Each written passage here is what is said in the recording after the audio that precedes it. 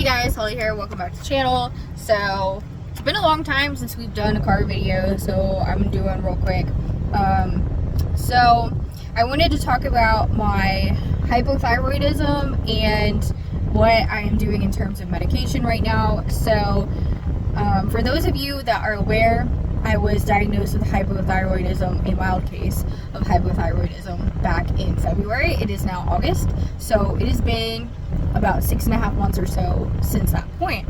So at which point I did decide to start taking the levothyroxine, which is a thyroid hormone replacement, and I do not know for certain if this is something that's purely genetic or if I was experiencing an iodine deficiency, which can be the case. So I don't know exactly what caused it. However, when I started taking the levothyroxine, I was taking 50 mcg, and I think the lowest dose is 25, and then I think the 50 is a pretty common dose. So I've been taking that, and so I took that for pretty much about 6 months straight. And so for the last couple of weeks, I have been tapering off the medication to an extent. So I have been basically cutting the pills in half and just taking half. So I'm doing that for 2 weeks solid, and then I am going off of the medication entirely to see how I do. So this is something that I chose to do, and I feel like it's the best thing for me right now, just to kind of see what happens. I do feel that knowing my body, I will be able to determine after a certain amount of time, or lack thereof, if my symptoms start to return. I will kind of get an idea of, okay, I might still be experiencing some symptoms of hypothyroidism. So ultimately, we'll see what happens. So I'm definitely hoping for the best. I have been supplementing with iodine, and I'm also going to start using colloidal iodine as well. But I have been supplementing with iodine mostly just in my multivitamin, eating a lot more kelp and seaweed and things of that nature. So iodine can be kind of hard to find. There is small amounts of iodine in like eggs and dairy products, but not much.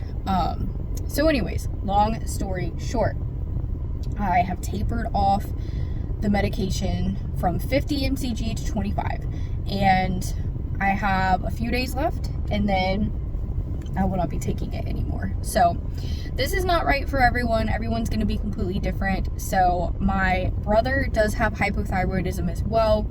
He was diagnosed at a much younger age, about 12 or 13, and he had a lot more severe symptoms and had to see an endocrinologist. So fortunately for me, I feel like my case has been pretty mild, but it could very well be that this is something genetic that I may have had no control over. I don't know for sure. I probably will know eventually, but it's just a matter of time.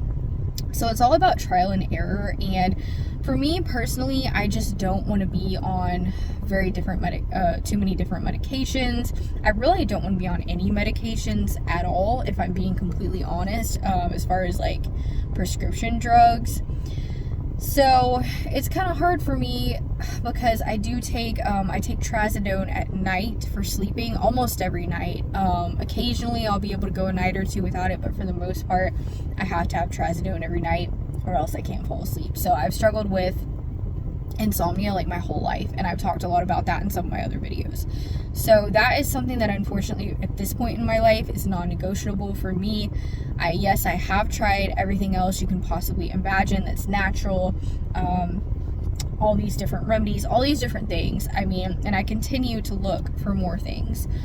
So, and I usually actually do have to take melatonin and whatnot on top of the trazodone to get to sleep. And unfortunately, that's just where I'm at in my life, but I am also dealing with a lot of stress, and I have anxiety. So that's kind of a big thing as well. And I just don't want to be on multiple prescription medications if I don't absolutely have to be. So the trazodone is also pretty temporary. I mean, it's obviously not something I'm going to be taking my whole life, but I definitely want to see how it goes with the levothyroxine and see, how long I can go without noticing any symptoms.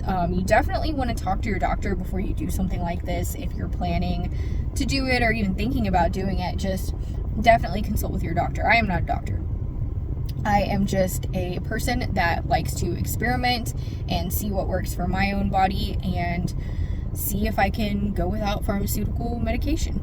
So anyways, that's about it. That's about all I wanted to get into today, but I haven't done an update in a while on my hypothyroidism. So I am also keeping my blood sugar in check by still doing intermittent fasting, usually about 13 hours a day, give or take, most days. Not every single day, but most days, for sure.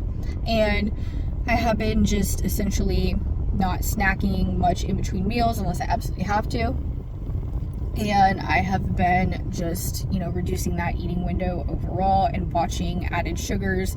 I don't eat hardly any added sugars. Occasionally, I might accidentally consume something that has some added sugar, but usually not much, if any. And then I have been watching carbohydrates to an extent, but I do still eat whole fruits and occasionally some dried fruit, but those are higher in sugar typically. So whole fruits are always the best thing. And I've been trying to kind of do I definitely do still consume whole grains on a daily basis as well. So whole fruits, whole grains, all that kind of stuff. And if you combine a fat or protein with your carbohydrate, instead of having for a snack, say you just have a banana, or for breakfast or whatever, if you combine that with some nut butter, or say you have a piece of toast with some nut butter or something like that. So combining the two different macros is actually going to help you to kind of process that food in a way. I don't know how to say it scientifically, guys. So it's going to help you to process the food in a way that's going to not spike your blood sugar nearly as much as if you were to just have the carb by itself, if that makes sense. So combine your carb with a protein or fat or both, whatever you feel like doing, and always eat your carb last. So that's what I do. And so if I have, let's say I have some apple slices and then I have some beef jerky. Okay, so I'm gonna eat the beef jerky first and then I'm gonna eat the apple slices. And so when you eat the carb last, it's kind of the same concept as what I just said before, is it's gonna go through your body, digest in a way that's not going to spike your blood sugar nearly as much. So anyways, that's about it, guys. I will see you in tomorrow's video, and I hope this helps. Bye.